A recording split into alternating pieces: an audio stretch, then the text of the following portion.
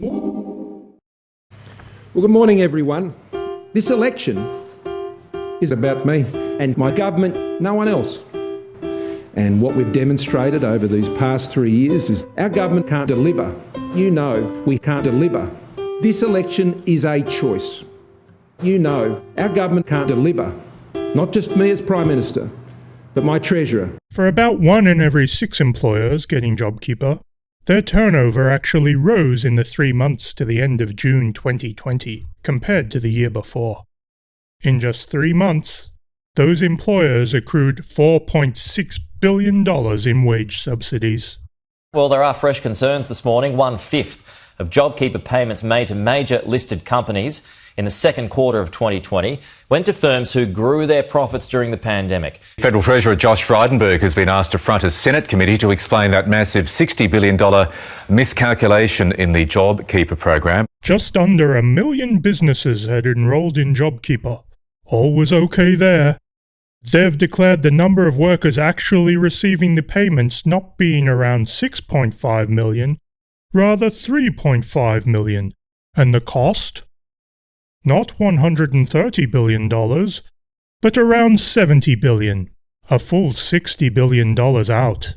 This is a mistake you could have seen from space. And this is a government that couldn't run a bath. $60 billion in 6 weeks on a single program is a record-breaking mistake. My Defence Minister. Shh. That was a preemptive shh.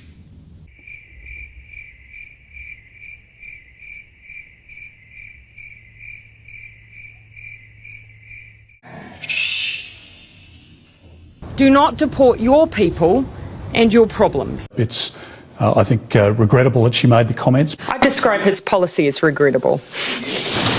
More than that, I describe it as corrosive, and I have for well over a year. How can these documents be anything other than evidence that the French were lied to at that meeting? And whatever you say about the change in strategic direction, why was it necessary to lie to the French? Well, Laura, there was no lying to the French. It basically confirms the French, as a result of what you're saying, had every reason to believe that they'd been lied to, particularly at the 2+2 meeting. Yes, the French, absolutely. The French were misled by Australia, which is shameful. The circumstances in the Indo-Pacific had deteriorated quite rapidly over the course of the last few years, and indeed since 2016. Anyway, it was a good meeting. Where was it? The time doesn't mean anything when you're about to be, have water lapping at your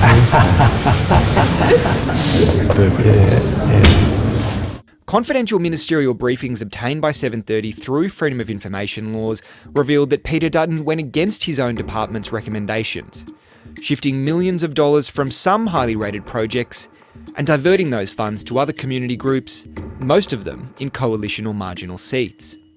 Across several rounds of funding, the audit identified no clear electoral bias, except for the third round, controlled by Peter Dutton. The audit found that coalition-held marginal electorates had a high proportion of funding applications approved. It also found that partial funding for some projects was more likely to be awarded to applicants in safe or marginal ALP seats. My Home Affairs Minister. The Home Affairs Minister had suggested a new home could be found overseas, comments she's now walking away from. I actually haven't said that I'm investigating resettlement options for that family. On Tuesday, it appeared she did. Does the government not have the discretion to be able to make a decision on this? We are going through the process now of investigating a range of resettlement options in relation to a number of different circumstances. That was backed in by the Foreign Minister. I understand the United States is the first of those, and that New Zealand is also an option. It turns out they're not. The family isn't currently eligible to be resettled in either country. This family does not have refugee status. Well, in the Migration Act, the minister has very broad discretionary powers, and indeed ministers use their discretion thousands of times a year in cases like these. We've now spent nearly 4 years and $50 million of taxpayer money trying to deport and keeping in detention this family. And this is exactly the type of case where a minister should use their discretion to bring this expensive and sorry saga to an end. Again, is Scott Morrison the asset that he was 3 years ago for you in a campaign? The circumstances are very different now. He's a great campaigner. He was a great campaigner in 2019. It's different now. Is that what you're saying? It's different now. I'd like to... we need to get him out. Out talking to people. We need to get him out. We need to get him out. My foreign minister. China has done a deal that could put their troops within striking distance of Australia. Beijing has signed a security pact with the Solomon Islands. Do you have any plans in place yet to head to the Solomon Islands? Lee, as you know, the Minister for the Pacific and International Development, Minister Seselja, was there in the last week. I received some information she was at a fundraiser while Zed Seselja, the junior minister, was travelling to the Solomon Islands. In the last few minutes, Tom, I've heard it was a business dinner at PwC. No funds were raised. I believe our Foreign Minister should be on the next plane to Solomon Islands to talk with the government. The fact is, this is the worst foreign policy blunder that we've seen in the Pacific since World War II. And despite Mr Morrison's tough talk on his watch, our region has become less secure and the risks Australia faces have become greater. My health minister, who served us so well. It's not a race, it's not a competition. Documents released under Freedom of Information show the Morrison government was given early warning of the global vaccine race. Initiating formal talks with the government in June last year, Pfizer warned the vaccine development landscape is moving swiftly, including through engagements with other nations. We have the potential to supply millions of vaccine doses by the end of 2020. Pfizer invited Health Minister Greg Hunt to discuss its vaccine with senior global executives.